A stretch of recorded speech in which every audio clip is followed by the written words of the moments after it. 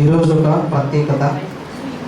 మట్లాదివారం already మీరు పైకి చర్చిలోకి వచ్చేటప్పుడు చూస్తుంటారని అనుకుంటా ఉన్నాను. చర్చిలోకి రాగానే మీకు మర్చిపోయినా కొంతమందికి వచ్చి ఉంటుందని నేను అనుకుంటా ఉన్నాను. సో కాబట్టి ఈరోజు వాక్య భాగంలో నుంచి మత్తయి సువార్త 21వ అధ్యాయంలోనికి వెళ్ళి చదువుతున్నాం. మత్తయి సువార్త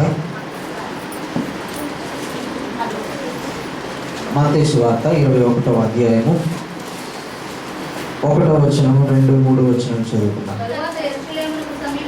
తరువాత యెరూషలేమునకు సమీపించి ఒలీవ చెట్ల కొండ దగ్గర ఉన్న బేత్పగేకు వచ్చినప్పుడు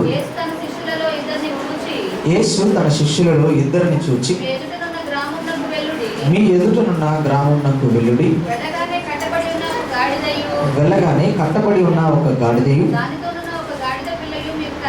దానితోనున్న ఒక గాడిద పిల్లయు మీకు కనబడు. వాటిని విప్పి నా యొద్దకు తోలుకొని రండి.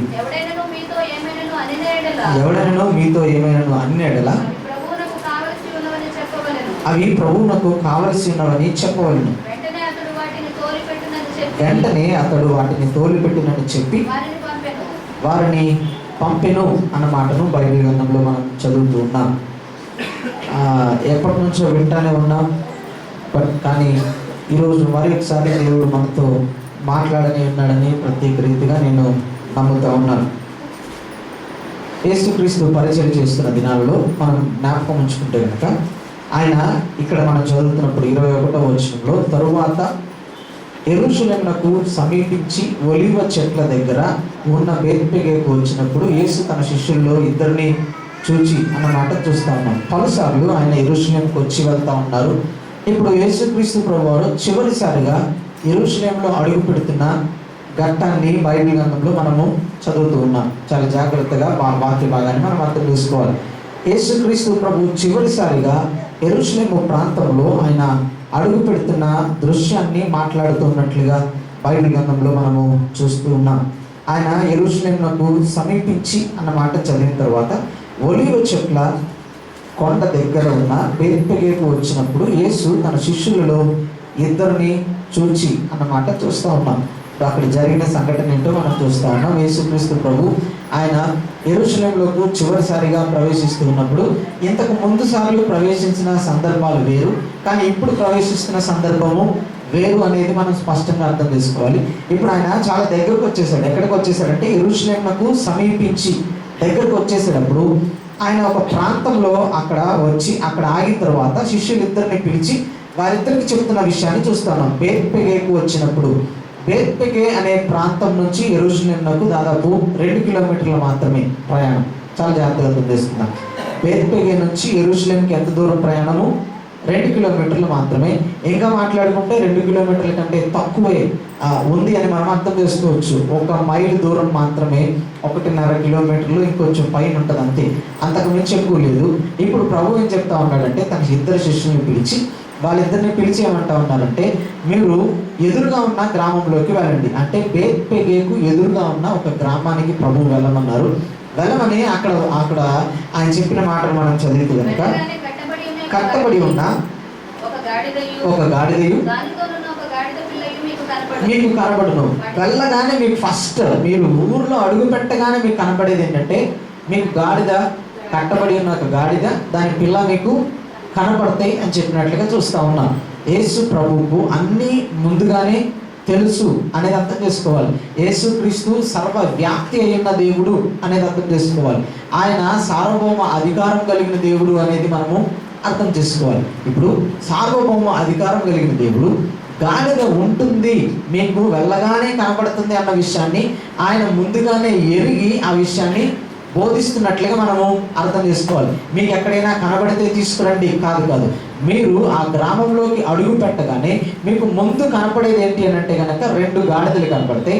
ఒకటి కట్టబడి ఉంటుంది, ఇంకొకటి మామూలుగా దాంతో పాటు గాడిద పిల్ల ఒకటి ఉంటుంది. సో మీకు వెళ్ళగానే కనబడేది అదే. కాబట్టి మీరు వాటిని విప్పి తీసుకుని రండి అని ప్రభువు చెప్పినట్లుగా చదువుదాం. ఎవడైనను మీతో ఏమైనను అన్న ఎడల అవి ప్రభువునకు కావలసినవని చెప్పవలెను. వెంటనే అతడు వాటిని తోలిపెట్టినని చెప్పి వారిని పంపాను. ఇప్పుడు మీరు వెళ్ళి వాటిని విప్పి తీసుకురండి అని చెప్పాడు.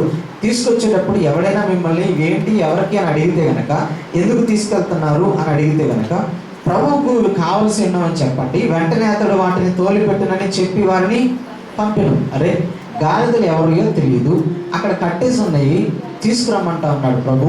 ఇప్పుడు ఎవరైనా మిమ్మల్ని వచ్చి ఇదేంటి ఇట్లా చేస్తున్నారు, తీసుకెళ్ళిపోతున్నారు ఏంటి అని అడిగితే కనుక ప్రభు కావాలని చెప్పండి. వెంటనే అతడు వాటిని మీకు పంపించేసేస్తాడు. అంటే బహుశా ఆ ఓనర్ అయినా అయి ఉండొచ్చు, ఓనర్ కాకపోతే ఇంకెవరైనా అయి ఉండొచ్చు.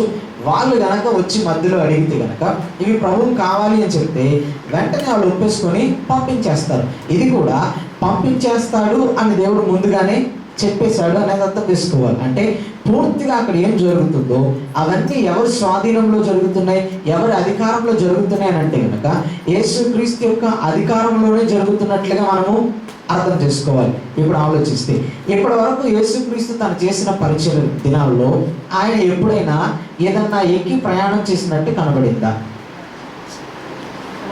ఎప్పుడైనా ఎక్కి అయితే ఓడలో ఎక్కి ప్రయాణం చేసినట్టు మనకు కనబడుతుంది, వేరొక ఊరు నుంచి ఇంకొక ఊరు వెళ్ళడానికి. అంతేగాని రోడ్డు మీద ప్రయాణం చేసేటప్పుడు మాత్రం ఆయన ఏది ఒక జంతువుని కానీ దేన్ని ఆశ్రయంగా తీసుకున్నట్టు ఎక్కడ ఎంత మాత్రం మనకు కనబడలేదు. కానీ మొట్టమొదటిసారి ఆయన యెరూషలేం ప్రాంతంలోకి అడుగు పెడుతూ ఉన్నప్పుడు, అంటే చివరిసారిగా ఆయన యెరూషలేం ప్రాంతంలో అడుగు పెడుతున్నప్పుడు మొట్టమొదటిసారిగా మనం ఏం చూస్తున్నామంటే ఆయన ఒక గాడిద పిల్లను ఎక్కి ఆ యెరూషలేం ప్రాంతంలోనికి వెళ్ళటానికి ఇష్టపడినట్లుగా బైబిల్ గ్రంథంలో మనము చూస్తూ ఉన్నాం. చాలా జాగ్రత్తగా అర్థం చేసుకోవాలి. ఇంకా ఇంతకు ముందు ఆయన ఎన్ని కిలోమీటర్లు ప్రయాణం చేశాడు అంటే కనుక కొన్ని ప్రాంతం నుంచి కొన్ని ప్రాంతాలకు దాదాపు 20 నుంచి 25 కిలోమీటర్ల ప్రయాణం ఉంది. అందరూ కాలినడకనే ప్రయాణం చేశారు. కానీ ఇప్పుడు దాదాపు 1.5 కిలోమీటర్ మాత్రమే ఉంది. కానీ ఇక్కడ కానీ ఎట్లా వెళ్తా ఉన్నాడు అంటే కనుక గొర్రెపిల్లను దానికోసం మళ్ళీ వీళ్ళను వేరొక ఊరు పంపించి, అంటే వీరున్న బేత్బెగే ప్రాంతం నుంచి వేరొక ఊరు ఎదురుగా ఉన్న గ్రామంలోనికి పంపించి అక్కడ నుంచి గాడిద పిల్లలను తెప్పించుకొని మరి ఆయన ఎక్కి ఊరేగటానికి వెళ్తున్నట్లుగా బైబిల్ గ్రంథంలో మనము చూస్తూ ఉన్నాం. ఇదంతా ఎందుకు జరుగుతుంది అని అంటే కనుక మరి బైబిల్ గ్రంథంలోకి వెళ్ళి చదివితే కనుక చదువుకుందాం ఒకసారి. ప్రవక్త వలన చెప్పబడినది నెరవేరునట్లు ఇది జరిగింది. వాస్తవానికి ఇదంతా ఎందుకు జరుగుతుంది? ఆల్రెడీ ప్రవక్త ప్రవచించినట్లుగానే యేసు క్రీస్తు ఇప్పుడు గాడిదలను తెప్పించుకొని వాటి మీద వెళుతున్నట్లుగా యెరూషలేం ప్రాంతంలోకి చూస్తూ ఉన్నాం. ఎవరు ప్రవచించారు, ఏమని ప్రవచించారు, ఎక్కడ ప్రవచించారు మనం చూస్తే కనుక చదువుకుందాం. జకర్యా గ్రంథము 9వ అధ్యాయము 9వ వచనం చదువుకుందాం. జకర్యా గ్రంథం 9వ అధ్యాయము 9వ వచనం చదువుకుందాం. సియోను నివాసులారా బహుగా సంతోషించుడి, యెరూషలేము నివాసులారా ఉల్లాసముగా ఉండుడి. నీ రాజు నీతిపరుడును రక్షణ గలవాడును దీనుడునై గాడిద పిల్లను ఎక్కి మీ యొద్దకు వచ్చుచున్నాడు. చాలు, ఇప్పుడు చూస్తున్నాను.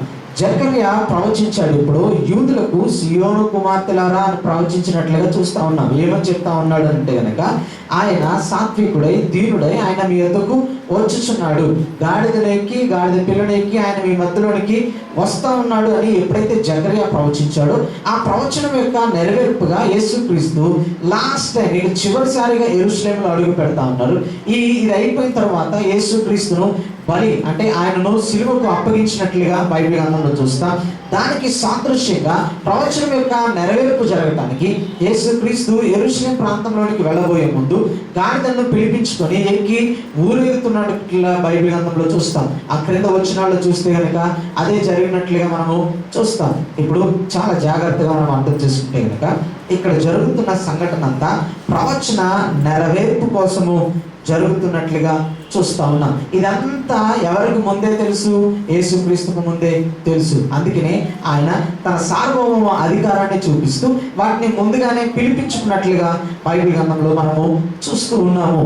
ఇప్పుడు ఆయన పబ్లిక్ గా తను రాజు అని ప్రకటించుకుంటూ ఉన్నాడు. మత్తయి ఏమని రాస్తా ఉన్నాడు యూదులకు తన సువార్తను అంటే కనుక మత్తయి తన సువార్తను యేసుక్రీస్తు యూదులకు రాజుగా వచ్చాడు అన్న విషయాన్ని తెలియపరుస్తూ ఉన్నాడు. ఇప్పుడు ఈయన గాడిదలు తీసుకుని ఊరేగుతూ ఉన్నాడు అన్న విషయాన్ని చూస్తున్నాం. మత్తయి యూదులందరికీ ఏం చెప్తా ఉన్నాడు అంటే కనుక, ఇంకొక విధంగా యేసుక్రీస్తు తను తాను ఎలా ప్రత్యక్షపరుచుకుంటా ఉన్నాడు అంటే కనుక, నేనే రాజును, నేనే మీకోసం వచ్చిన మెస్సయను అన్న విషయాన్ని బహిరంగంగా మొట్టమొదటిసారి ఆయన తను తాను ప్రత్యక్షపరుచుకుంటున్నాడు అనేది మనం అర్థం చేసుకోవాలి.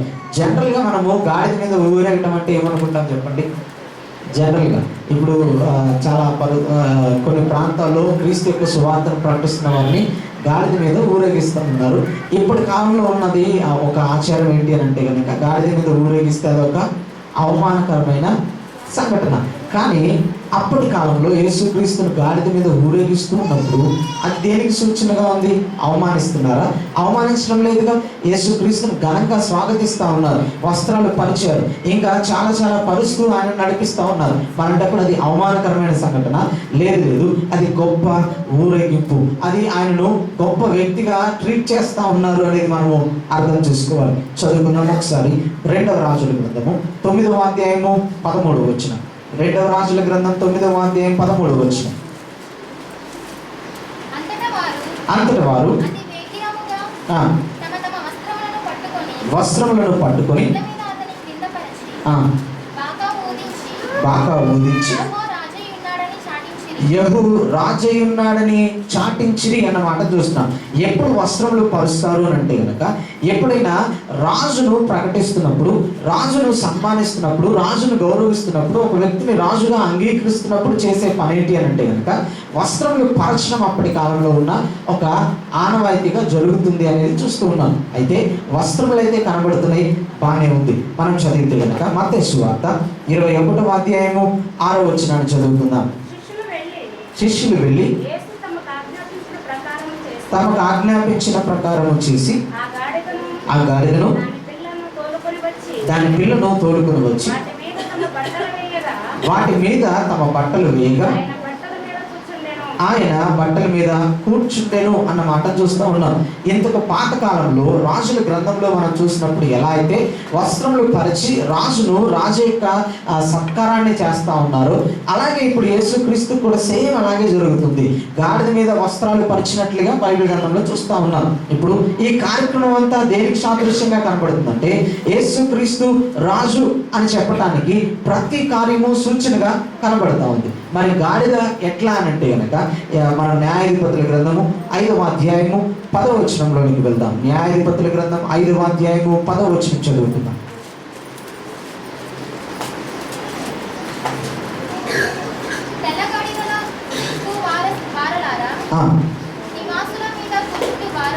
తివాచీల మీద కూర్చుండు వారలారా, మళ్ళీ చదివితే కూర్చుండు వారలారా, త్రోవలో నడుచు వారలారా, ఈ సంగతి ప్రకటించుడి. ఓకే, తెల్ల గాడిదలను ఎక్కువ వారలారా అన్న మాట చూస్తా ఉన్నాం. ఇంకా చదివితే తివాసుల మీద కూర్చుండు వారలారా, ఇది రాజుల గురించి చెప్పబడుతున్న మాట. మనం బైబిల్ గ్రంథంలో చదివితే కనుక ద్వితీయోపదేశ కాండంలోనికి వెళ్ళి చూస్తే, ద్వితీయోపదేశ కాండంలో ఒక మాట చదువుతాం. 11వ అధ్యాయంలోనికి వెళ్ళి చూస్తే కనుక అక్కడ దేవుడు ఇశ్రాయేలు ప్రజలకు తెలియపరిచిన మాటను మనం చూస్తే కనుక, మీరు ఎక్కువగా గుర్రలను సమకూర్చుకోవడానికి ఎంత మాత్రము వీల్లేదు అని దేవుడు చెప్పిన మాటను చూస్తాం. మనము 17వ అధ్యాయం చదువుకుందాం. 17వ అధ్యాయము 16వ వచనం చదువుకుందాం. సంపాదించుకొనవలదు, సంపాదించుకొనుటకును కనుకగాను తిరిగి వెళ్ళనివ్వకూడదు. ఏలైనగా యెహోవా వెళ్ళకూడదని మీతో చెప్పాను. చాలండి. గుర్రములు ఉండకూడదు, ఎక్కువగా ఉండకూడదు అని చెప్పాడు. ఎప్పుడు చెప్పాడు దేవుడు అని అంటే కనుక, వారు ఐగుప్తు దేశంలో నుంచి కనాన దేశంలోకి అడుగు పెడుతున్నప్పుడు అని చూస్తూ ఉన్నాం. వాస్తవానికి గుర్రము రాజు యొక్క గొప్పతనానికి, గుర్రము రాజు యొక్క ఔన్నత్యానికి తెలియపరుస్తూ ఉంది. కానీ అంతకు ముందు మనం ఇప్పుడు చదువుతున్నప్పుడు గాడిద యేసుక్రీస్తు ఎక్కి ఊరేగుతున్నట్లుగా బైబిల్ గ్రంథంలో చూస్తూ ఉన్నాం. కానీ ఇంతకు ముందు మనం చదివిన న్యాయాధిపతుల కాలంలో, న్యాయాధిపతుల గ్రంథంలో చదువుతున్నప్పుడు అక్కడ రాయబడిన మాటను చూస్తే కనుక తెల్ల గాడిదను ఎక్కి ఊరేగువారులారా అన్న మాటను చూస్తూ ఉన్నాం. వాస్తవానికి పాత నిబంధన కాలంలో రాజు ఊరేగేటప్పుడు గుర్రములకు అంత ప్రాముఖ్యత రాని కాలంలో గాడిద మీద ఊరేగుతూ ఉండేవారు అనేది స్పష్టంగా అర్థం చేసుకోవాలి. అలా జరుగుతున్నప్పుడు వస్త్రములు వాటిపైన పరిచి అలా ఊరేగటం జరుగుతూ ఉండేది. అది రాజరికానికి గుర్తుగా కనబడుతున్నట్లుగా బైబిల్ గ్రంథంలో చూస్తూ ఉన్నాం. ఇప్పుడు క్రీస్తుకు జరుగుతున్నది కూడా ఇలాగే అని చూస్తూ ఉన్నాం. అయితే ఇది ఎందుకు జరుగుతూ ఉంది? ఇప్పుడు ఫస్ట్ టైం ఆయన తన జీవితాన్ని ముగించబోయేటప్పుడు చివరిసారిగా యెరూషలేములో అడుగు పెడుతున్నప్పుడు ఈ కార్యాన్ని ఎందుకు చేస్తా ఉన్నాడు? ప్రవచనం యొక్క నెరవేర్పు అన్న మాట బైబిల్ గ్రంథంలో చూస్తూ ఉన్నాం. ఏంటి ప్రవచనము? ఏమేమి చెప్పబడినాయి ఆయన గురించి అంటే కనుక ఇది ఒక్కటే చెప్పబడిందా? ఆయన గాడిద మీద ఊరేగుతున్నాడు అన్న విషయం మాత్రమే చెప్పబడిందా? వాస్తవానికి అదే మనకు కనబడుతుంది కానీ ఇక్కడ చదువుతున్నప్పుడు. కానీ దానికంటే ముందు ఇంకా గొప్ప కార్యములు జరుగుతున్నాయని మనం అర్థం చేసుకోవాలి. ఇది దేనికి సాదృశ్యంగా కనబడుతుంది అంటే కనుక యేసుక్రీస్తు ప్రభు యెరూషలేములో అడుగు పెట్టి ఆయన గాడిద మీద ఊరేగుతున్న ఆ కార్యము ఒక కార్యాన్ని ఇశ్రాయేలు ప్రజలకు గుర్తు చేస్తూ ఉంది. అదేంటి అని మనం ఆలోచన చేస్తే కనుక నిర్గమాకాండము 12వ అధ్యాయము 1వ వచనానికి వెళ్ళి చదువుకుందాం. నిర్గమాకాండం 12వ అధ్యాయము 1వ వచనం. మోషే అహరోనులు ఐగుప్తు దేశంలో ఉండగా యెహోవా వారితో ఇలాగ సెలవిచ్చాడు, నెలలో ఈ నెల మీకు మొదటిది, ఇది మీ సంవత్సరమునకు మొదటి నెల. మీరు ఇశ్రాయేలీయుల సర్వ సమాజముతో ఈ నెల దశమి నాడు వారు తమ తమ కుటుంబముల లెక్క చొప్పున ఒక్కొక్కడు గొర్రె పిల్లనైనను మేక పిల్లనైనను అనగా ప్రతి ఇంటికి ఒక గొర్రె పిల్లనైనను ఒక మేక పిల్లనైనను తీసుకునవలెను. తినుటకు చాలకపోయిన దాన్ని తీసుకోవాలని 6వ వచనం చదువుకున్నాం. నిర్దోషమైన ఏడాది తీసుకునవలెను. మేకల్లో నుండి అయినా తీసుకొనవచ్చును. 14వ దినం వరకు మీరు దానిని ఉంచుకొనవలెను. ఇశ్రాయేలీయుల సమాజము వారందరూ తమ తమ కుటుంబంలో సాయంకాలమందు దాన్ని చంపి దాని రక్తము కొంచెం తీసి తాము దాన్ని తిని ఇళ్ళ ద్వార బంధపు 2 నిలువు కొమ్ముల మీదను పై కమ్మి మీదను చల్లి ఆ రాత్రియే వారు అగ్ని చేత కాల్చబడిన చాలు. ఇప్పుడు చూస్తా ఉన్నా నిర్గమాకాండం 12వ అధ్యాయం 1 నుంచి మనం చదువుతున్నప్పుడు 10వ తెగులుగా బైబిల్ గ్రంథంలో చూస్తా ఉన్నాం. ఐగుప్తు దేశం నుండి ఇశ్రాయేలు ప్రజలు బానిసత్వం నుంచి విడిపించబడి రావడానికి దేవుడు మోషేను ఫరో దగ్గరకు పంపిస్తే ఫరో ఎంత మాత్రం ఒప్పుకోలేదు. అప్పుడు దేవుడు 9 తెగుళ్ళు ఐగుప్తు దేశం మీదకు పంపించినట్లుగా బైబిల్ గ్రంథంలో చూస్తూ ఉన్నాం. ఆ 9 తెగుళ్ళు కూడా ఫరో యొక్క మనసు ఎంత మాత్రం మార్చబడలేదు, ఇంకా కఠినపరచబడింది అన్న విషయాన్ని బైబిల్ గ్రంథంలో చూస్తాం. ఇప్పుడు 10వ తెగులుగా దేవుడు ఒక విషయాన్ని ఇశ్రాయేలు ప్రజలతో చెప్తా ఉన్నాడు. అదేంటి అంటే కనుక మీకు ఈ నెల మొదటి సంవత్సరంలో మొదటి నెల అని చెప్పినట్లుగా మనం చూస్తూ ఉన్నాం. అది నిస్సాను మాసం అని బైబిల్లో చదువుతూ ఉన్నాం. అయితే ఇప్పుడు ఈ మాసంలో వారు ఏం చేయాలని దేవుడు చెప్పాడు? 10వ దినమున అంటే దశమి నాడు అంటే కనుక అర్థం ఏంటి అని అంటే కనుక 10వ రోజు అని అర్థం ఇస్తుంది. ఇప్పుడు ఏం చేయాలి? వారందరూ గొర్రె పిల్లని కానీ మేక పిల్లని కానీ తీసుకొని వారి దగ్గర ఉంచాలి. ఇప్పుడు ఎప్పటి వరకు దాన్ని ఉంచాలి? 14వ తారీఖు వరకు ఆ గొర్రె పిల్లను వారి దగ్గర ఉంచాలి. ఉంచిన తర్వాత 14వ తారీఖు సాయంత్రమున వారు ఆ గొర్రె పిల్లను బలిచ్చి ఆ మాంసాన్ని అందరూ కలిసి కూర్చొని తిని, ఇప్పుడు బలిచ్చిన ఆ గొర్రె పిల్ల యొక్క రక్తాన్ని ఎక్కడ పూయాలి? ద్వారబంధాలకి పూయాలి. ఇప్పుడు అది జరిగితే ఏమవుతుంది? మరణము దాటి వారు జీవములోనికి నడిపించబడుతున్నారు అన్న దానికి సాదృశ్యంగా ఆ కార్యము కనబడతా ఉంది. ఇప్పుడు ఏ రోజైతే దాన్ని చేశారో దాన్ని పస్కా పండుగ అని అన్నారు. ఇప్పుడే బైబిల్ గ్రంథంలో మనం చదువుతున్నప్పుడు పస్కా పండుగ అన్న మాటలను బైబిల్ గ్రంథంలో మనము చదువుతాం. ఒకసారి మనం చదివితే కనుక యోహాను సువార్త 6వ అధ్యాయము 4వ వచనం చదువుతున్నాం. యోహాను సువార్త 6వ అధ్యాయము 4వ వచనం. అప్పుడు పస్కాను యూదుల పండుగ సమీపించెను అన్న మాటను బైబిల్ గ్రంథంలో మనం చదువుతూ ఉన్నాం. ఇంకా మనం చదివితే కనుక 13వ అధ్యాయము 1వ వచనం చదువుతున్నాం. యోహాను సువార్త 13వ అధ్యాయం 1వ వచనం. లోకం నుండి వచ్చినని యేసు పస్కా పండుగకు ముందే ఎరిగిన వాడే అన్న మాటను చదువుతూ ఉన్నాం. మళ్ళీ మనం చదివితే కనుక యోహాను సువార్త 2వ అధ్యాయము 4వ వచనం చదువుతున్నాం. చెప్పగా 13వ వచనం చదువుతున్నాం. యూదా పస్కా పండుగ సమీపింపగా యేసు యెరూషలేమునకు వెళ్ళి అన్న మాటను చదువుతూ ఉన్నాం. యేసుక్రీస్తు బ్రతికిన దినాల్లో 3 పస్కా పండుగలు వచ్చినాయి. ఒకటి కానానులో ఆయన అద్భుతం చేసిన తరువాత పస్కా పండుగ, తర్వాత 6వ అధ్యాయంలో అనేక మందికి ఆయన ఆహారం పంచిపెట్టిన దాని తరువాత వచ్చిన పస్కా పండుగ ఒకటి. ఇంకొకటి 13వ అధ్యాయం 1వ వచనంలో చూస్తున్నాం. యేసుక్రీస్తు చివరిసారిగా పస్కా పండుగను ఆచరించి ఆయన గెత్సెమనీ తోటలోనికి వెళ్ళినట్లుగా బైబిల్ గ్రంథంలో చూస్తూ ఉన్నాం. ఇప్పుడు ఆలోచన చేస్తే కనుక ఈ పస్కా పండుగ ఏం జ్ఞాపకం చేస్తా ఉంది అంటే కనుక యూదులు మరణంలో నుండి జీవంలోనికి దాటింపబడుతున్నారు. అంటే మానవుడు మరణం నుండి జీవంలోనికి దాటింపబడుతున్నాడు అన్నది ఆ గొర్రెపిల్ల యూదులకు సాదృశ్యంగా కనబడితే యేసుక్రీస్తు కూడా ఖచ్చితంగా ఆ పస్కా దినమునోడు బలైపోయినట్లుగా బైబిల్ గ్రంథంలో చూస్తాము. కాబట్టి ఇప్పుడు ఏ జ్ఞాపకం చేసుకోవాలి అంటే కనుక ఈ మనం చదువుతున్న ఈ మంటల ఆదివారం లేకపోతే ఆ యెరూషలేములో ఆయన అడుగుపెట్టి ఊరేగించుతున్న ఆ కార్యక్రమము మనకి ఏం జ్ఞాపకం చేస్తుంది అని అంటే కనుక పస్కా పండుగ రోజు యేసుక్రీస్తు బలైపోతా ఉన్నాడు. బలైపోవటానికి ముందు యూదుల ఆచార ప్రకారంగా వారు ఏం చేయాలి?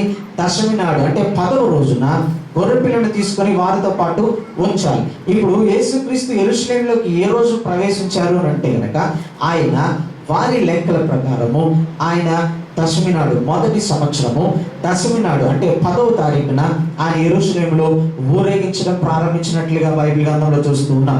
పస్కా బలి పశువును గొర్రెపిల్లను ముందుగానే సెలెక్ట్ చేసుకున్నారు, ముందుగానే వారితో పెట్టుకున్నారు. ఇప్పుడు దేనికి చెప్తా ఉన్నారంటే కనుక ఇది పస్కా రోజున మేము దీన్ని బలిస్తామని చెప్తా ఉన్నారు. ఇప్పుడు యూదులందరూ యెరూషలేములో యేసుక్రీస్తును బలిపోతా ఉన్నారు. అది వారికి అర్థం కావట్లా. కానీ యేసుక్రీస్తుకు తెలిసి విషయం ఉందే, అందుకని ఆయన ఏం చేస్తా ఉన్నారంటే తనకు తానుగా ముందే వచ్చి యెరూషలేం ప్రాంతంలో ఆయనను ప్రజలకు అప్పగించుకుంటా ఉన్నట్లుగా చూస్తున్నాం. ఆయన ఆ కార్యక్రమాన్ని చేస్తున్నట్లుగా చూస్తున్నాం. అప్పుడు 10వ తారీఖున ఏదైతే జరిగిందో పస్కా పండుగకు ముందు, ఇప్పుడు కరెక్ట్గా అదే రోజున యేసుక్రీస్తు ఊరేగుతున్నట్లుగా చూస్తా ఉన్నాం. నేనే పస్కా బలి పశువును అని చెప్తా ఉన్నాడు. ఇంకా యూదులకి ఏం చెప్తా ఉన్నాడు అంటే కనుక నేనే రాజును అన్న విషయాన్ని తెలియపరుస్తా ఉన్నాడు. ఈ విషయం చూస్తున్నప్పుడు వారికి అర్థం కావాలి, ఒకటి ఆయన మా కోసం వచ్చిన మెస్సయ్య అన్న విషయం అర్థం కాల. రెండవది ఆయన పస్కా బలి పశువుగా అయిపోతా ఉన్నాడు.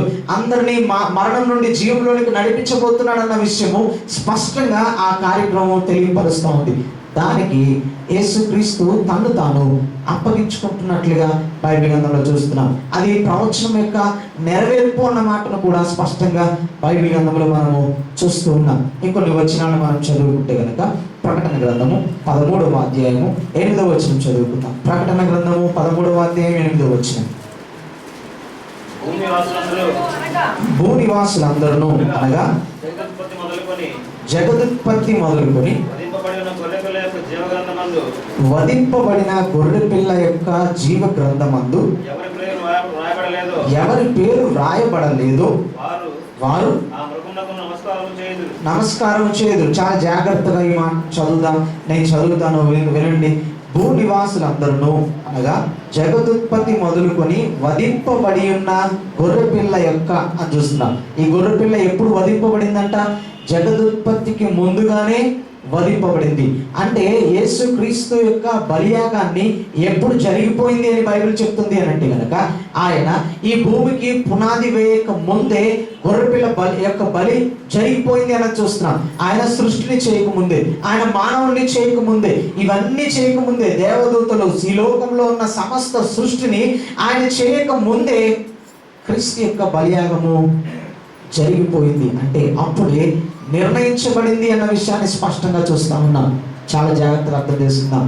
మనకు తెలియదు, యూదులకు అర్థం కాలేదు, ఆయన అప్పుడే వచ్చాడని అనుకుంటా ఉన్నారు. ఇంకా మనం చూస్తే కనుక యెరూషలేములో ఆయన ఎందుకు ప్రవేశిస్తున్నాడని బైబిల్లో చదువుతున్నాము అంటే ప్రవచనం యొక్క నెరవేర్పు అన్న మాటను చూస్తున్నాం. మనకి ప్రవచనం యొక్క నెరవేర్పు గాడిద మీద ఎక్కి ఊరేగటం మాత్రమే కాదు, అది యేసు క్రీస్తు పస్కా బలి పశువుగా ఆయన ఎన్నుకోబడుతూ ఉన్నాడు అన్నదానికి సాదృశ్యంగా కనబడతా ఉంది. దీనికి నిర్ణయం ఎప్పుడు జరిగిపోయింది?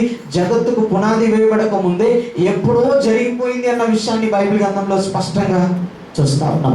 అది ఆ రోజు జరుగుతున్న కార్యక్రమం. దానికి ఆయన సిద్ధపడుతున్నాడు అనేది ఈ పండుగ జ్ఞాపకం చేస్తూ ఉంది. లేకపోతే మనం చదువుతున్న 21వ అధ్యాయంలోని భాగము జ్ఞాపకం చేస్తున్నట్లుగా బైబిల్ గ్రంథంలో స్పష్టంగా చూద్దాం. ఇంకొక వచనాన్ని చదువుకుందాం. ఇదే ప్రకటన గ్రంథం 5వ అధ్యాయం 12వ వచనం. ప్రకటన గ్రంథము 5వ అధ్యాయం 12వ వచనం. వారు వధింపబడిన గొర్రెపిల్ల శక్తియు ఐశ్వర్యమును బలమును ఘనతయు మహిమయు పొందనర్హుడని గొప్ప స్వరముతో చెప్పుచుండిరి అన్న మాట చూస్తూ ఉన్నాం. ఇప్పుడు వీళ్ళు ఎవరికి స్తోత్రం అని చెప్తా ఉన్నారు? వధింపబడిన గొర్రెపిల్ల అన్న విషయాన్ని చూస్తూ ఉన్నాం. ఇక మొదటి పేతురు రాసిన పత్రిక 1వ అధ్యాయము 19-20 వచనాలు చదువుకుందాం. పేతురు రాసిన మొదటి పత్రిక, అమూల్యమైన రక్తము చేత అనగా నిర్దోషమును నిష్కలంకమునగు గొర్రెపిల్ల వంటి క్రీస్తు రక్తము చేత విమోచింపబడితిరని మీరు ఎరుగుదురు కదా. ఆయన జగత్తు పునాది వేయబడక మునుపే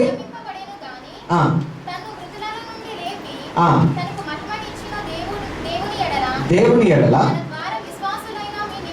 మీ నిమిత్తము కడవరి కాలముల యందు ఆయన ప్రత్యక్షపరచబడెను అన్న మాట చూస్తున్నాం. వాస్తవానికి ఎప్పుడు జరిగిపోయింది ఈ గొర్రెపిల్ల యొక్క వధ? ఎప్పుడు జరిగిపోయింది అంటే కనుక ఎప్పుడో జగత్తు పునాది వేయబడక ముందే జరిగిపోయింది. కానీ కడవరి కాలంలో ఆయన ప్రత్యక్షపరచబడ్డాడు. ఆయన ఎప్పుడు రావాలో అప్పుడు వచ్చి ఆ కార్యాన్ని చేశాడు. వాస్తవానికి దీనికి స్క్రిప్ట్ అంతా ఎప్పుడు అయిపోయింది, ఎప్పుడు స్టోరీ గడిచిపోయింది అని అంటే కనుక ఎప్పుడో గడిచిపోయింది అనేది మనం అర్థం చేసుకోవాలి. జాగ్రత్తగా విధికాలం అర్థం చేసుకున్నాం. ఒకవేళ కనుక మనకి ఎవరైనా పాటలు రాయటం వస్తే కనుక ఆ పాటలు రాసినప్పుడు ముందే మన మైండ్లో ఉంటుంది, దాని అంతా కలిసి ఒక పేపర్ మీద పెడతాం. కానీ వాస్తవానికి పాట అయిపోయింది, కానీ దాన్ని ఎప్పుడు బయటకు తీసుకొస్తాము అని అంటే కనుక దానికి ఒక మ్యూజిక్ కంపోజ్ చేసి ఇదంతా అయిపోయిన తర్వాత దాని క్యాసెట్ రిలీజ్ చేసి ఇదంతా అవడానికి చాలా టైం పట్టింది. వాస్తవానికి ఎప్పుడు జరిగిపోయింది? ఇదంతా ఎప్పుడూ అయిపోయింది. కానీ ఇప్పుడు దానికి కూర్పులు చేర్పులు అవన్నీ ఏ టైంలో రావాలో వాటన్నిటికీ కొంత టైం పట్టింది. అప్పుడు ఆ సమయానికి అది బయటకు వచ్చింది. అలాగే స్క్రిప్ట్ ఎప్పుడో జరిగిపోయింది, కానీ యేసుక్రీస్తు ఎప్పుడు వస్తా ఉన్నారు అంటే కనుక ఆయన ఎప్పుడు రావాలో అప్పుడే వస్తున్నట్లుగా బైబిల్ గ్రంథంలో చూస్తూ ఉన్నాం. ఇప్పుడు ఈ యెరూషలేములో జరుగుతున్న ఈ సంఘటన, ఇప్పుడు మనం చూస్తున్న ఈ మంటలాదివారం రోజు జరుగుతున్న సంఘటన దేనికి సాదృశ్యంగా కనబడుతుందంటే ప్రవచనం యొక్క నెరవేర్పు అని చూస్తున్నాం. ఏంటి ప్రవచనం యొక్క నెరవేర్పు? ఆయన గాడిద మీద ఊరేగటం ఒక్కటేనా? కాదు. ఆయన పస్కా పశువుగా వధింపబడుతున్నాడు అన్నదానికి, దానికోసం ఈయన తను తాను అప్పగించుకుంటూ ఉన్నాడు అన్నదానికి సాదృశ్యంగా కనపడతా ఉంది. సో ఈ ఉదయకాలం మనం స్పష్టంగా అర్థం చేసుకోవాల్సింది, యేసు క్రీస్తు పస్కా బలి పశువుగా వస్తూ ఉన్నాడు. ఆయన తను తాను ప్రత్యక్షపరచుకుంటా ఉన్నాడు అన్నది ఈ పండుగ. లేకపోతే ఈ రోజు మనము జ్ఞాపకం చేసుకోవాలి. ఈ రోజు జరిగిన సంఘటనను బైబిల్లో చదువుతున్నప్పుడు ఆ విషయాన్ని మనకు జ్ఞాపకం చేస్తున్నది అన్నది స్పష్టంగా మనం అర్థం చేసుకుందాం. ఇంకా మనం చదివితే మార్కు సువార్త 10వ అధ్యాయము 45వ వచనం చదువుకుందాం. మార్కు సువార్త 10వ అధ్యాయము 45వ వచనం. మనుష్య కుమారుడు పరిచారం చేయించుకుంటకు రాలేదు కానీ పరిచారం చేయుటకును అనేకులకు ప్రతిగా విమోచన క్రయధనముగా తన ప్రాణమును ఇచ్చుటకు వచ్చినను అన్నమాట చూస్తా ఉన్నాం. యేసుక్రీస్తు ఎందుకు ఈ లోకానికి వచ్చారు? ఆయన అనేకులకు ప్రతిగా తన ప్రాణమును క్రయధనముగా చెల్లించడానికి ఈ లోకానికి వచ్చారు. అంటే స్క్రిప్ట్ ఎప్పుడో జరిగిపోయింది, దానికోసం ఆయన ఇప్పుడు వచ్చి ఆ పనిని జరిగిస్తున్నట్లుగా బైబిల్ గ్రంథంలో చూస్తా ఉన్నాం. ఆయన వచ్చింది ఎందుకు ఆయనకు బాగా తెలుసు. ఇప్పుడు వచ్చిన పని ఎప్పుడు చేయాలో కూడా స్పష్టంగా ఆయనకు తెలుసు. ఇప్పటి వరకు మనం చదివితే కనుక మొదటిసారి యెరూషలేములో ఆయన ఇంతకు ముందు యెరూషలేముకు వస్తూ వచ్చారు. ఇంకా మనం చదివితే కనుక ఆయన బాల్యంలో యెరూషలేములో పస్కా పండుగ ఆచరించడానికి వచ్చినట్లుగా బైబిల్ గ్రంథంలో చూస్తాం. దాని తరువాత ఇంకా మరొకసారి ఆయన వచ్చినట్లుగా చూస్తాం. మళ్ళీ తరువాత పలు సందర్భాల్లో ఆయన యెరూషలేముకు ఆయన ఆరాధించడానికి వచ్చినట్లుగానే చూస్తాం, యెరూషలేములో పస్కా పండుగను ఆచరించడానికి. అయితే ఇవన్నీ పక్కన పెడితే కనుక చివరిసారిగా ఆయన తన పరిచయను ముగించి ఈ లోకంలో పస్కా బలి పశువుగా అప్పగించుకునే ముందు యెరూషలేములో అడుగు పెడుతున్న సందర్భం మాత్రం ప్రత్యేకంగా కనబడతా ఉంది. అది ప్రవచనం యొక్క నెరవేర్పుగా జరుగుతూ ఉంది.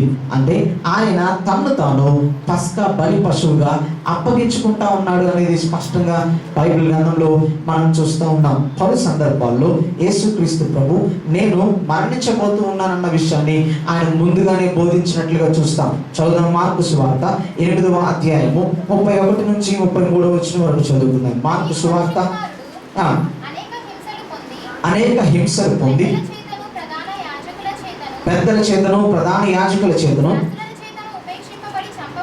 ఉపేక్షింపబడి చంపబడి 3 దినములైన తరువాత లేచుట అగత్యమని ఆయన వారికి బోధింపనారంభించడం చూస్తా ఉన్నాం. ఆయన పరిచయం చేస్తున్న దినాల్లో కూడా ఆయన ఓపెన్ గా ఆయన చెప్పిన విషయం ఏంటి అంటే కనుక నేను ఆ పరిచర్య చేత వీళ్ళందరి చేత పట్టబడతాను, నేను చంపబడతాను, 3 దినములైన తర్వాత తిరిగి అగత్యముగా నేను లేస్తానని చెప్పినట్లుగా చూస్తాం. ఆయన తన మరణాన్ని గురించి ముందుగానే బోధిస్తూనే వచ్చారు. ఆయనకి తెలియకుండా ఎంత మాత్రం లేదు ఆయన మరణం గురించి అని స్పష్టంగా బైబిల్ గ్రంథంలో వచ్చి మనము అర్థం చేసుకుందాం. మత్తయి సువార్త 16వ అధ్యాయము 21వ వచనం నుంచి చదువుకుందాం. మత్తయి సువార్త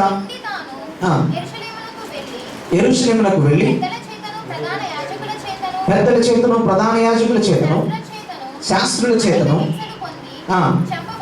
చంపబడి 3వ దినమున లేచి అగత్యమని యేసు తన శిష్యులకు తెలియజేయ మొదలు పెట్టెను అన్న మాట చూస్తా ఉన్నాం. యేసుక్రీస్తు తన పరిచయం చేస్తున్న దినాల్లో ఆయన తన శిష్యులకు బోధిస్తానే ఉన్నాడు. పలుమార్లు ఆయన చెప్తానే ఉన్నాడు, అయ్యా నేను మరణించే దినం ఒకటి ఉంది, నేను తిరిగి లేస్తాను, నన్ను చంపుతారు అన్న విషయాన్ని ఆయన మాట్లాడుతూనే వస్తా ఉన్నాడు. ఈరోజు జరుగుతున్న ఈ మట్టల ఆదివారం ప్రవచన యొక్క నెరవేర్పును చూస్తా ఉన్నాం. ఏ ప్రవచన యొక్క నెరవేర్పు? ఆయన గాడిద మీద ఊరేగేదే దాని గురించి మాట్లాడటం లేదు.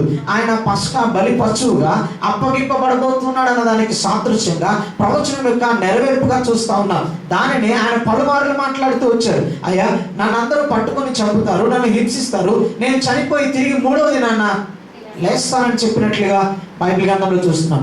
ఇది మనం జ్ఞాపకం ఉంచుకోవాల్సిన ప్రవచన నెరవేర్పు అనేది స్పష్టంగా చూద్దాం. ఇంకా చదువుకుందాం. మార్కు సువార్త 9వ అధ్యాయము 30వ వచనం. మార్కు సువార్త 9వ అధ్యాయం 30వ వచనం. బయలుదేరి వెళ్ళుచుండి తెలియట ఇష్టము లేకపోయి ఏలైనగా బోధించుచు మనుష్య కుమారుడు మనుషుల చేతికి అప్పగింపబడుచున్నాడు, వారు ఆయనను చంపెదరు, చంపబడిన 3 దినములకు ఆయన లేచునని వారితో చెప్పెను. మళ్ళీ శిష్యులకు బోధించాడు. ఆయన పలుమార్లు శిష్యులకు బోధిస్తూ వచ్చాడు. అంటే ఎక్కువ సందర్భాల్లో కాకపోయినా ఆయన 2-3 సందర్భాల్లో లేకపోతే 4-5 సందర్భాల్లో పలుసార్లు తన శిష్యులకు ఆయన నేను చనిపోతాను, నేను అప్పగింపబడతాను, నన్ను చంపుతారు, నేను చనిపోయిన తర్వాత 3వ దినాన తిరిగి లేస్తాను అన్న విషయాన్ని ఆయన మాట్లాడుతూనే ఉన్నారు. ఆయనకు తెలుసు ఆయన జీవితంలో ఏం జరుగుతుందో, ఆయనకు ఎందుకు వచ్చాడో కూడా ఆయనకు క్లియర్గా కరెక్ట్గా అన్నీ తెలుసు. అయితే చిత్రం ఏంటి అంటే కనుక ఆయన పరిచయం చేస్తున్న దినాల్లో ఆయనను పట్టుకొని చంపాలి అని చూస్తున్నప్పుడు ఆయన ఏం చేశాడు? ఆయన తప్పించుకొని వెళ్ళిపోతూ ఉన్నట్లుగా చూస్తాం. ఆయన అద్భుతం చేసిన ప్రతి క్షణము ఆయన ఆ ప్రాంతం నుంచి మాయమైపోయినట్లుగా చూస్తాం. ఆయన అక్కడ ఉన్న వారందరికీ ఎంత మాత్రం కనపడలేదు. మరేంటి, ఆయన ఎందుకు వచ్చాడో ఆయనకి స్పష్టంగా తెలుసు. ఆయన చనిపోవడానికి ఈ లోకానికి వచ్చాడు. దానికి ప్రోగ్రామ్ అంతా ఎప్పుడు డిసైడ్ అయిపోయింది? జగత్తు పునాది వేయబడక ముందే డిసైడ్ అయిపోయింది. ఇప్పుడు ఈ విషయం శిష్యులకు చెప్పిన అర్థం కాదు. ఈయన తన పరిచయం చేస్తున్న దినాల్లో చెప్తూనే వచ్చాడు.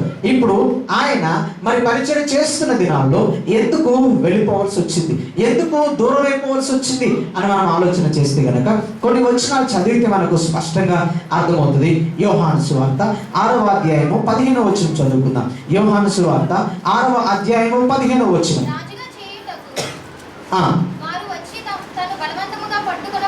రాజుగా చేయుటకు వారు వచ్చి తను బలవంతముగా పట్టుకొని పోవచ్చున్నారని యేసు ఎరిగి మరలా కొండకు ఒంటరిగా వెళ్ళాను అన్న మాటను చూస్తున్నాం. ఇప్పుడేమో 21వ అధ్యాయంలో మనం చదువుతున్నప్పుడు మత్తయి సువార్త ఇక్కడ ఈయన ఏం చెప్తా ఉన్నాడు? నేనే రాజును అని చెప్పి ఆ కార్యం ద్వారా తాను ప్రత్యక్షపరుచుకుంటా ఉన్నాడు. కానీ ఇంకొక చోట యోహాను సువార్తలో రాయబడిన మాటను చూస్తే కనుక ఆయన అద్భుతం చేయగా అనేక మందికి ఆహారం పంచిపెట్టగా ప్రజలందరూ ఏమనుకున్నారు? రాబోయే ప్రవక్త ఈయననేమో అని గ్రహించి ఈయనను రాజుగా చేద్దామని చెప్పి సింహాసనం మీద కూర్చోబెడదామని చెప్పి ఆయనను బలవంతంగా పట్టుకోవడానికి ప్రయత్నం చేస్తే ఆయన ఏం చేశారు? అక్కడ నుంచి వెళ్ళిపోయాడు అన్న విషయాన్ని చూస్తా ఉన్నాం. అరే, ఈయనేమో ఇప్పుడేమో యెరూషలేంలోకి వచ్చి నేను రాజునని ప్రకటించుకున్నాడు, ఓపెన్ గా చెప్తా ఉన్నాడు. ఇంతకు ముందు వరకు చెప్పలా.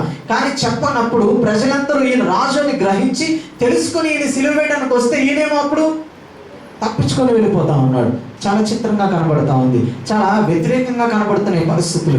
కానీ ఒకటి మాత్రం వాస్తవం, అర్థం చేసుకోవాల్సింది ఏంటి అని అంటే కనుక యేసు క్రీస్తు తాను చేస్తున్న దినాల్లో ఆయన ఒక మాట పదే పదే చెప్పినట్లుగా చూస్తాం. యోహాను సువార్త 2వ అధ్యాయము 4వ వచనాన్ని చదువుకుందాం. యోహాను సువార్త 2వ అధ్యాయము 4వ వచనం. యేసు ఆమెతో, అమ్మా నాతో నీకేమి పని, నా సమయం ఇంకను రాలేదనను అన్న మాట చూస్తాం. వాస్తవానికి యోహాను సువార్త 2వ అధ్యాయం 4వ వచనంలో మనం చదువుతున్నప్పుడు అక్కడ కానా విందులో వీళ్ళందరూ ఉన్నారు. యేసుక్రీస్తుతో పాటు ఆయన శిష్యులు కూడా ఆ అద్భుతంలో ఉండినట్లుగా చూస్తాం. అక్కడ ద్రాక్షారసం అయిపోయింది. ఇప్పుడు శిష్యులు వచ్చి ఇప్పుడు మరి వచ్చి యేసుక్రీస్తుకు చెప్పింది, అయ్యా ద్రాక్షారసము అయిపోయింది అని చెప్పింది. ఇప్పుడు యేసుక్రీస్తు ఇచ్చిన జవాబును మనం చూస్తే కనుక మనం అర్థం చేసుకోవాల్సిన సందర్భం, లేకపోతే యేసుక్రీస్తు మాట్లాడుతున్న మాటను మనం స్పష్టంగా అర్థం చేసుకోవాల్సిన విషయం ఏంటి అని అంటే కనుక ఆయన మాట్లాడుతున్నది ఏంటి అని అర్థమైందంటే, అమ్మ నాకు తెలుసు, ఎప్పుడు అద్భుతం చేయాలో నాకు తెలుసు అని చెప్పినట్లుగా అనిపిస్తా ఉంది. కానీ ఇదే 2వ అధ్యాయం 13వ వచనంలోకి వెళ్ళి చూస్తే కనుక అక్కడ పస్కా పండుగ వచ్చినట్లుగా బైబిల్ గ్రంథంలో మనం చూస్తా ఉన్నాం. కానీ ఆయన చెప్తున్నది దేని గురించి అంటే కనుక అద్భుతం గురించి, ద్రాక్షారసం అయిపోయిన దాని గురించి ఆయన ఏం మాట్లాడటంలా. ఆయన మాట్లాడుతున్నది పస్కా పండుగ గురించి మాట్లాడుతూ ఉన్నాడు. ఆయన పస్కా పండుగ ఇంకా సమీపించలేదు అని మాట్లాడుతున్నాడు. యోహాను సువార్త అంతా మనం చదువుతున్నప్పుడు యోహాను సువార్తలో యోహాను ఏం రాస్తా ఉన్నాడు అని అంటే కనుక యోహాను దేవుని యొక్క దైవత్వాన్ని ప్రూవ్ చేయడానికి రాస్తున్నాడు. యేసుక్రీస్తు యొక్క దైవత్వాన్ని తెలియపరచడానికి రాస్తా ఉన్నాడు. మీరు దయచేసి కొంచెం శ్రద్ధగా వినాలని తెలియపరుస్తా ఉన్నాడు. కొంచెం అర్థం కానట్లే ఉంటది అలా అనిపిస్తుంది, కానీ కొంచెము ఆలోచించి మనం అర్థం చేసుకుంటే అంత స్పష్టంగా మనకు అర్థమవుతుందని తెలియపరుస్తా ఉన్నాడు. మత్తయి యోహాను సువార్త 2వ అధ్యాయము 4వ వచనంలో నా సమయం ఇంకను రాలేదు అని ప్రభు చెప్తున్నది దేని గురించి అంటే అద్భుతం చేయటం దాని గురించి మాట్లాడటం లేదు, కానీ ఆయన మాట్లాడుతున్న మాట ఆయన మరణం గురించి మాట్లాడుతున్నాడు అని అర్థం చేసుకోవాలి. ఎలా చెప్పగలం? మరి ఇక్కడ సందర్భం వేరుగా కనబడుతుంది కదా అంటే కనుక చదువుదాం. మత్తయి ఇదే యోహాను సువార్త 7వ అధ్యాయము 8వ వచనాన్ని చదువుకుందాం. యోహాను సువార్త 7వ అధ్యాయం 8వ వచనం. మీరు పండుగకు వెళ్ళుడు, నా సమయం ఇంకను పరిపూర్ణము కాలేదు గనుక నేను ఈ పండుగకు ఇప్పుడే వెళ్ళనని వారితో చెప్పాను.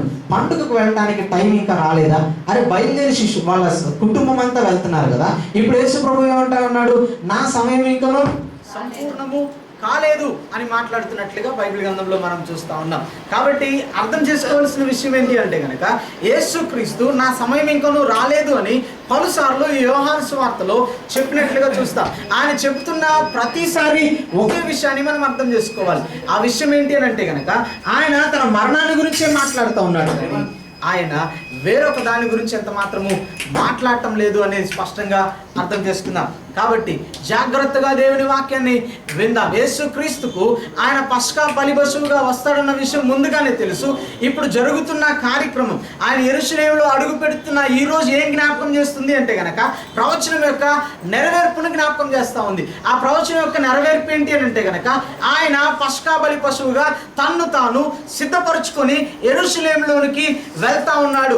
ఆయన తన్ను తాను సిలువ మరణానికి అప్పగించుకుంటా ఉన్నాడన్న కార్యాన్ని జ్ఞాపకం చేస్తున్నట్లుగా స్పష్టంగా ఈ ఉదయకాలము అర్థం చేసుకుందాం. ఇంకొక మాటను చదువుకుందాం. 7వ అధ్యాయం 30వ వచనాన్ని చదువుకుందాం. యోహాను సువార్త 7వ అధ్యాయం 30వ వచనం. అందుకు వారు ఆయనను పట్టుకునే యత్నం చేసిరి గాని ఆయన గడియ ఇంకనూ రాలేదు గనుక ఎవడును ఆయనను పట్టుకోలేదు. ఎందుకు పట్టుకోలేకపోయారు? ఆయన చంపాలని చూస్తూనే ఉన్నారు, ఆయన పట్టుకుందామని చూస్తూనే ఉన్నారు. మరి ఆయనను యూదా ఇస్కరియోతు యూదా పట్టించాడు అని చూస్తా ఉన్నాం. మరి ఇంతకు ముందు ఆయన ఎందుకు పట్టుకోలేకపోయారు? ఆయన బహిరంగంగా దొరకలేదా? పట్టుకునే అవకాశం లేదా? కానీ ఒకటే కారణము, ఆయన అప్పగింపబడే సమయం ఇంకా రాలేదు కాబట్టి ఎవరు ఆయన ఎంత మాత్రమో పట్టుకోలేకపోయారు. ఆయన సమయం ఇంకా రాలేదు అన్న విషయాన్ని స్పష్టంగా బైబిల్ గ్రంథంలో చూస్తూ ఉన్నారు ఈ ఉదయ కాలము. ఇప్పుడు యెరూషలేములో జరుగుతున్న సంఘటన ఏం జ్ఞాపకం చేస్తూ ఉంది అంటే కనుక ఆయన పస్కా బలి పశువుగా బలి తను తాను అప్పగించుకునే దినము సమీపించేసింది అన్న విషయం స్పష్టంగా ఈ యెరూషలేములో జరుగుతున్న సంఘటన జ్ఞాపకం చేస్తూ ఉంది అనేది స్పష్టంగా మనం అర్థం చేసుకోవాలి. ఇంకొక మాటను చదువుకుందాం. యోహాను సువార్త 11వ అధ్యాయము 4వ వచనాన్ని చదువుకుందాం. యోహాను సువార్త 11వ అధ్యాయం 4వ వచనం. యేసు అది విని, ఈ వ్యాధి మరణము కొరకు వచ్చినది కాదు గాని దేవుని కుమారుడు దాని వలన మహిమపరచబడినట్లు దేవుని మహిమ కొరకు వచ్చినదనిను అన్న మాటను చూస్తా ఉన్నాం. ఇప్పుడు ఇక్కడ జరుగుతున్న అద్భుతాన్ని మనం చూస్తున్నాం. లాజరు చనిపోయి తిరిగి లేస్తాడని చూస్తా ఉన్నాం. ఈ అద్భుతము ఎందుకు వచ్చిందని చూస్తా ఉన్నాం? దేవుని కుమారుని యొక్క మహిమ కొరకు వచ్చింది అని చూస్తున్నాం. దేవుని కుమారుని యొక్క మహిమ కొరకు అంటే మనం ఏమనుకుంటాం? జనరల్గా దేవుడి యొక్క పేరు గొప్ప చేయబడాలి, ఆయన పేరు ప్రజలందరికీ తెలియపరచబడాలి. లేదు లేదు, ఆయన చెప్తున్న విషయము ఇక్కడ దేవుని మహిమ అని అంటే గనక ఆయన పేరు గొప్ప చేయబట్టం కాదు, కానీ ఆయన మరణం గురించి మాట్లాడుతున్నాడు అనేది స్పష్టంగా మనము అర్థం చేసుకోవాలి. ఏంటి, ఎందుకు ఆ విషయం ఎట్లా తెలియపరుస్తుంది అంటే కనుక 17వ అధ్యాయము, ఇదే యోహాను సువార్త 17వ అధ్యాయము 2వ వచనాన్ని చదువుకుందాం. 1-2 వచనాలు చదువుకుందాం. 17వ అధ్యాయం 1-2. యేసు ఈ మాటలు చెప్పి ఆకాశం వైపు కన్నులెత్తి ఇట్లా నిన్ను, తండ్రి నా గడియ వచ్చి ఉన్నది, నీ కుమారుడు నిన్ను మహిమపరచునట్లు నీ కుమారుని మహిమపరచును. అయ్యా, నా టైం వచ్చేసింది, ఇంకా ఇప్పుడు నువ్వు నన్ను మహిమపరచు అని మాట్లాడుతున్నాడు. అంటే ఆయన తన మరణం గురించి మాట్లాడుతున్నాడు. ఇప్పుడు 11వ అధ్యాయం 4వ వచనంలో చదివింది కూడా దేని గురించి అని అంటే కనుక ఆయన తన మరణం గురించి మాట్లాడుతూ ఉన్నాడు. ఆయన 2వ అధ్యాయం 4వ వచనంలో మాట్లాడింది నా సమయం ఇంకా నువ్వు రాలేదు అని అంటే కనుక ఆయన ముందు జరుగుతున్న పస్కా పండుగను జ్ఞాపకం చేసుకుని 13వ వచనంలో చూసిన 2వ అధ్యాయము 13వ వచనంలో చూసిన పస్కా పండుగను మైండ్లో ఉంచుకుని నా టైం ఇంకా రాలేదు, ఈ పస్కా పండుగ కాదు, నా టైం ఇంకో పస్కా పండుగ ఉంది అని చెప్తున్నట్లుగా చూస్తున్నాం. ఇప్పుడు కరెక్ట్గా దీని తరువాత అంటే యెరూషలేములో ఆయన అడుగుపెట్టిన దినముకు 4 రోజుల తరువాత అంటే ఈ ఆదివారము మళ్ళీ తిరిగి ఇప్పుడు మనం గుడ్ ఫ్రైడే ఎప్పుడు జరుపుకోబోతున్నాం అంటే కనుక శుక్రవారం జరుపుకోబోతున్నాం. కౌంట్ చేస్తే 4 రోజుల తర్వాత యేసుక్రీస్తు బలైపోయినట్లుగా చూస్తాం. పస్కా పండుగ రోజు ఆయన తనను తాను బలిగా అప్పగించుకున్నాడు. అంటే ప్రజలను పాపం నుంచి మరణం నుండి జీవంలోనికి ఆయన నడిపించడానికి తన్ను తాను సిద్ధపరచుకుంటూ చూపిస్తున్న కార్యమే ఇది ప్రవచన నెరవేర్పు అన్న మాటను బైబిల్ గ్రంథంలో స్పష్టంగా చూస్తూ ఉన్నాం. ఈ ఉదయకాలము ఎన్ని జరుగుతూ ఉన్నాయి, ఇంకా మనము ప్రభువును అంగీకరించాలి. ఇంకా కొన్ని విషయాలు బైబిల్ గ్రంథంలో మనం చూస్తే కనుక మనం చదువుకుందాం. మార్కు సువార్త 3వ అధ్యాయము 6వ వచనాన్ని చదువుకుందాం. మార్కు సువార్త 3వ అధ్యాయము 6వ వచనం. పరిసయ్యులు వెలుపలికి పోయి వెంటనే హేరోదీయుల యొద్ద కలుసుకొని ఆయనను ఎలాగూ సంహరిద్దుమా అని ఆయనకు విరోధముగా ఆలోచన చేసి అని చూస్తున్నాం. ఆయన పరిచర్య చేస్తున్న దినాల్లో యోహాను సువార్త, మార్కు సువార్త 3వ అధ్యాయం 6వ వచనంలో చూస్తా ఉన్నాం.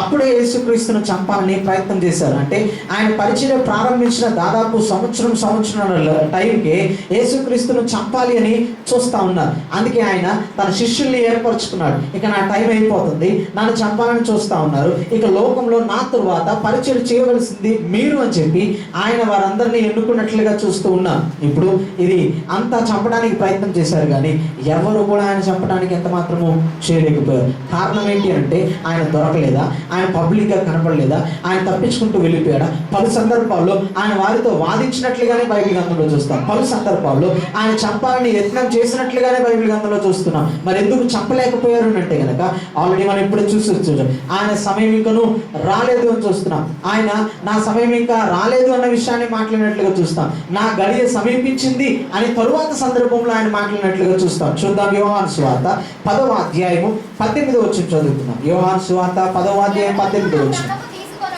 ఎవడును నా ప్రాణమును తీసుకొనలేడు, నా అంతటా నేనే దానిని పెట్టుచున్నాను అన్న మాటను మాట్లాడుతున్నట్లుగా చూస్తున్నాం. యేసుక్రీస్తుని ఎవరు చంపలేరు. అయితే ఆయన దేనికి వచ్చాడు? ఆయన తన ప్రాణాన్ని తానే పెట్టడానికి ఈ లోకానికి వచ్చాడు అన్న విషయాన్ని చూస్తున్నాం. అందుకే నా సమయం ఇంకా రాలేదు అన్న మాట చూస్తా ఉన్నాం. ఆయన అంటున్న మాట, నా టైం ఇంకా రాలేదు కాబట్టి నన్ను ఎవరు చంపలేరు. కారణం ఏంటి అని అంటే కనుక నన్నెవడు వాస్తవానికి చంపలేడు, నాకు నేనుగా నా ప్రాణాన్ని అర్పించుకోవడానికి ఈ లోకానికి వచ్చాను. అయితే ఆ టైం ఇంకా రాలేదు. అయితే ఈరోజు చదువుతున్న 21వ అధ్యాయం మత్తయి సువార్త ఏ విషయాన్ని జ్ఞాపకం చేస్తా ఉంది అంటే కనుక ఆ సమయం వచ్చేసింది.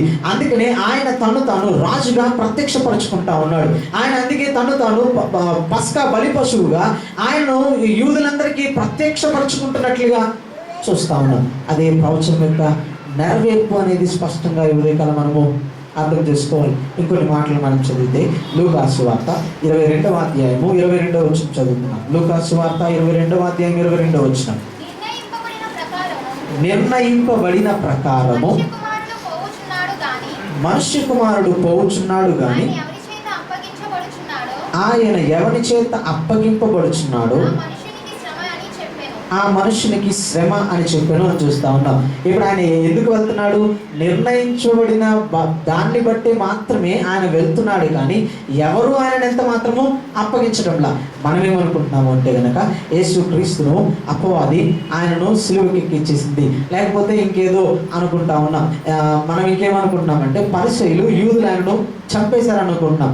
వారు చంపాలనుకున్న మాట వాస్తవమే, కానీ ఆయనను ఎప్పుడు చంపాలనుకున్నారో అప్పుడు ఆయన్ని చంపలేకపోయారు. కారణం ఏంటి అని అంటే కనుక వాస్తవానికి ఆయన టైం రాలేదు. ఆయన టైం ఎప్పుడు వచ్చిందో ఆయన తను తాను ఆ పనికి అప్పగించుకుంటా ఉన్నాడు. వారి కోరిక నెరవేర్చబడుతుంది, యేసుక్రీస్తు వచ్చిన పని కూడా నెరవేర్చబడుతుంది అన్నది అర్థం చేసుకోవాలి. ఎవ్వరూ ఆయనను చంపలేరు అన్న మాటను చూస్తున్నారు. ఇప్పుడు ఎవరు చంపుతున్నారు? ఆయనే మరణానికి తను తాను అప్పగించుకుంటున్నాడు అన్న విషయాన్ని చూస్తున్నాం. నిర్ణయింపబడినట్లుగా ఇవన్నీ జరుగుతున్నాయి అన్నట్లుగా బైబిల్ గ్రంథంలో చూస్తూ ఉన్నాం. ఉదయకాలము చాలా జాగ్రత్తగా బైబిల్ గ్రంథంలో అర్థం చేసుకున్నాం. సో యేసుక్రీస్తును అయ్యో ప్రభువా నిన్ను వారు చంపేశారు, లేదు ఎవరు చంపలా, ఆయనకు ఆయన తన ప్రాణాన్ని పెట్టాడు, ఆయనకు ఆయన ఈ పని జరిగించుకోవడానికి లోకానికి వచ్చాడు అనేది స్పష్టంగా అర్థం చేసుకున్నాం. ఆయనకు అధికారం ఉంది, ఆయన తప్పితే ఈ పనిని ఎవరు ఎంత మాత్రం చేయలేరు అనేది కూడా స్పష్టంగా అర్థం చేసుకోవాలి. ఇంకొక మాట చదువుకుందాం. అపోస్తల కార్యములు 2వ అధ్యాయము 20-23 వచనాలు. అపోస్తల కార్యములు 2వ అధ్యాయము 20-23 వచనాలు. ప్రభు ప్రత్యక్షమగు ఆ మహాదినము రాకమునుపు మారుదురు. అప్పుడు ప్రభువు అపోస్తల కార్యములు 2వ అధ్యాయము 20-23 రాకమునుపు మారును. నామమును బట్టి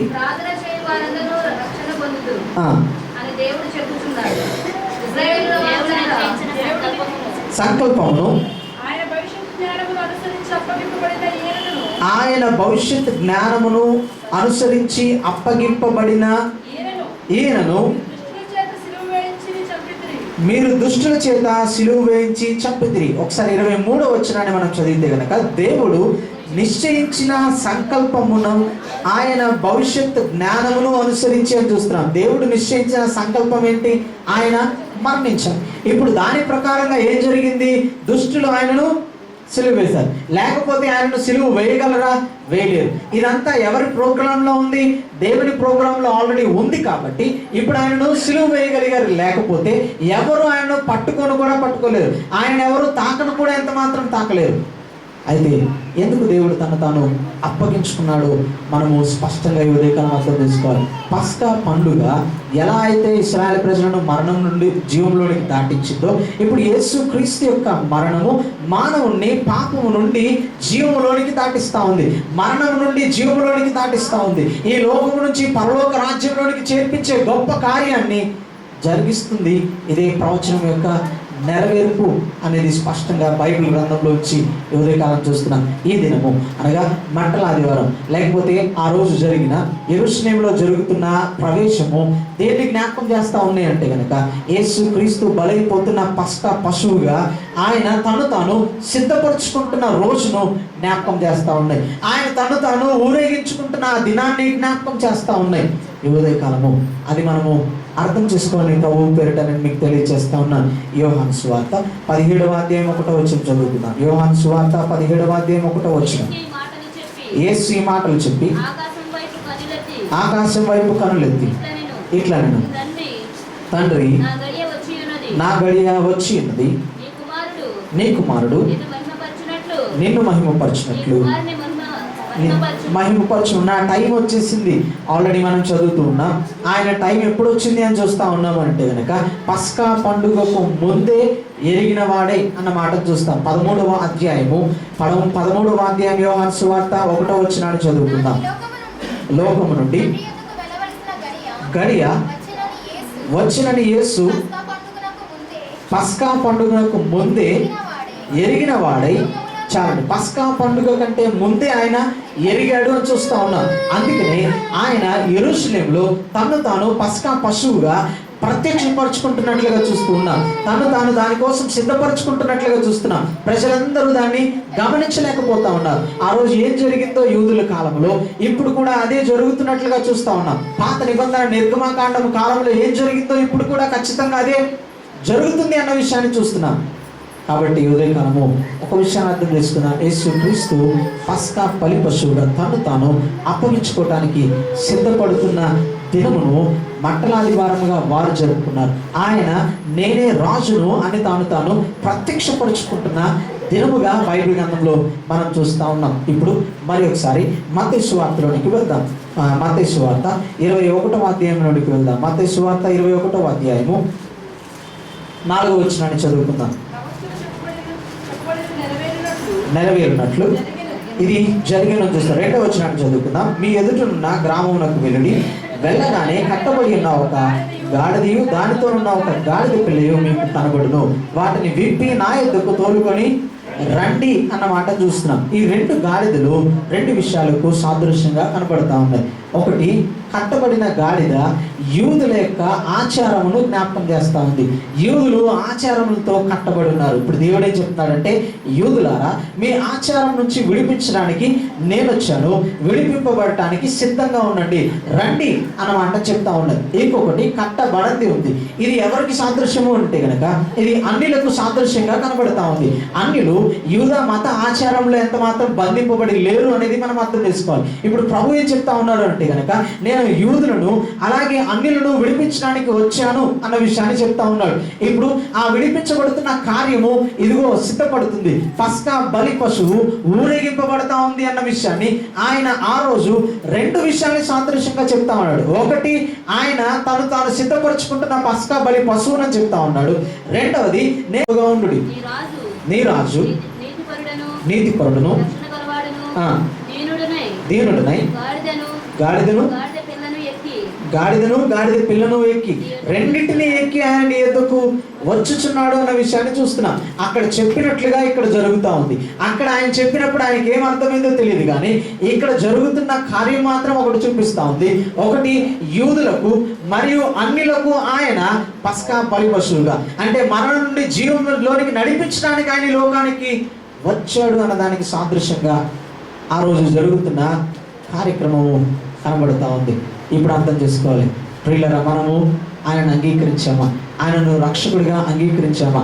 ఆయన 2 గాడిదలను పిలిపించుకున్న తర్వాత ఒక గాడిద తర్వాత ఇంకొక గాడిదను ఎక్కడానికి కారణాన్ని మనం ఆలోచన చేస్తే, యూదుల మధ్యలోకి ఆయన వస్తే ఆయన యూదులు ఆయనను అంగీకరించాలా?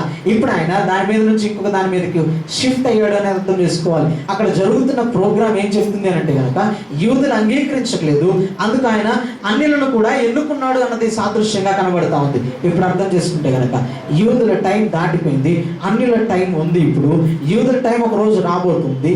మధ్యాకాశంలోనికి వచ్చినప్పుడు ఆ సంఘం అంతా ఎత్తబడుతుంది. అప్పుడు యూదుల కాలం మళ్ళీ ప్రారంభమవుతుంది. ఆగిపోయిన గడియారము యూదుల కోసం మళ్ళీ ప్రారంభమవుతుంది. 7 సంవత్సరాలు యూదుల కోసం. మరి ఇప్పుడు అన్యులకు టైం ఎంత మాత్రం ఉండదు, అయిపోతుంది. తెలియదు, రక్షణ పొందే అవకాశం ఉంటుంది, కానీ రక్షణ పొందుతామో లేదో కూడా తెలియదు. ఇప్పుడే అవకాశం ఉన్నప్పుడు ఉపయోగించుకోలేకపోతే అప్పుడు ఏం జరుగుతుందో తెలియదు ప్రియులారా. ఇప్పుడే యేసు క్రీస్తును నిజరక్షకునిగా అంగీకరించే సమయం అని అర్థం చేసుకున్నాం. 2, ఆయనకు సార్వభౌమ అధికారం కలిగిన వాడు ఆయన ఏం చేయాలనుకుంటే అది చేస్తాడు. ఆయన చేయాలనుకున్న దానిలో 1 ఇంచు కూడా ఎంత మాత్రము మారదు అనేది స్పష్టంగా అర్థం చేసుకున్నాం. అంటే ఏం తెలియపరుస్తుందో తెలుసా? ఆయన ఖచ్చితంగా వస్తాడు, వచ్చి ఆయన తీర్పు ఖచ్చితంగా తీరుస్తాడు అనేది స్పష్టంగా అర్థం చేసుకోవాలి. అయితే ఇప్పుడు చేయవలసింది ఏంటంటే, మనము ఆయనకు అనుగుణంగా మార్చుకోవాలి, రక్షణ పొందాలి. ఇప్పుడే ప్రభువును అంగీకరించాలి. ఆయన మనకు కేటాయించిన సమయంలోనే మనము ఆయనను అంగీకరించాలి. లేదు అంటే కనుక ఆయన సమయం అయిపోయిన తరువాత ఛాన్స్ ఎంత మాత్రము ఉండదు అనేది స్పష్టంగా అర్థం చేసుకున్నాం. ఆయన సార్వభౌమత్వము మనకు రక్షణ పిలుపును ఇంకా రక్షణ పొందని వారికి ఇస్తూ ఉంది. ఆయన ఏమైనా చేయగలడు అన్న విషయాన్ని జ్ఞాపకం చేస్తూ ఉంది. జాగ్రత్త, ఇంకా ప్రభువును అంగీకరించకపోతే, ఇంకా పస్కా బలి పశువును ఆయన పస్కా బలి పశువుగా ఈ లోకానికి వచ్చాడన్న విషయం అర్థం కాకపోతే కనుక మనము నిత్య నరకాలలోనికి వెళ్తాం. ఈ రోజే ఆ విషయాన్ని అంగీకరించి ఈ మంటల ఆదివారం జ్ఞాపకం చేస్తున్న విషయం, యేసు క్రీస్తు పస్కా బలి పశువుగా ఈ లోకానికి తను తాను సిద్ధపరచుకోవడానికి ఆయన తను తాను ప్రత్యక్షపరచుకుంటున్నాడు అన్న విషయాన్ని తెలియపరుస్తుండగా మనము దేవుని వాక్యానికి అప్పగించుకొని ప్రార్థన చేసుకుందాం. దయచేసి ఎవరికి వారం ఉదయకాలం ప్రియులారా ఒకటే జ్ఞాపకం చేసుకుందాం. ఆయనను చంపాలని చూశారు, చంపలేకపోయారు. కారణం ఏంటో తెలుసా? ఆయన తను తాను అప్పగించుకోవడానికి వచ్చాడు, కానీ ఎవరు ఆయనను మరణానికి అప్పగించలేరు. అది అపవాది కావచ్చు, అది ప్రధాన యాజకులు కావచ్చు, అది ఇంకెవరైనా కావచ్చు, ఎవరి వల్ల కాదు ఆయనను చంపటం. ఆయన మాత్రమే తను తాను మరణానికి అప్పగించుకోగలడు. అందుకనే ఈ లోకానికి వచ్చాడు. ఈ ఉదయకాలము అది గ్రహించాలి. అది దేవునికి ఉన్న అధికారము అని అర్థం చేసుకోవాలి. ఆయన ఏం చేయాలనుకుంటాడో అది ఖచ్చితంగా ఈ లోకంలో నెరవేర్చి వెళ్ళిపోతాడు అనేది మనం అర్థం చేసుకోవాలి. అయితే మనకి ఇవ్వబడిన సమయంలో ప్రభువును రక్షకునిగా అంగీకరించుకోవాలి. మరణం నుండి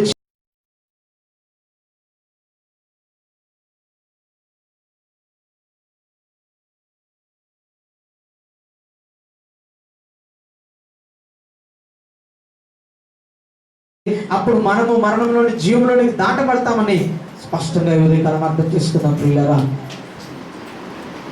మట్ల ఆదివారం జ్ఞాపకం చేస్తున్న విషయం, యేసు క్రీస్తు మరణం నుండి జీవంలోనికి దాటించడానికి ఆయన మరణమయ్యాడు అన్న విషయాన్ని చూస్తున్నాం.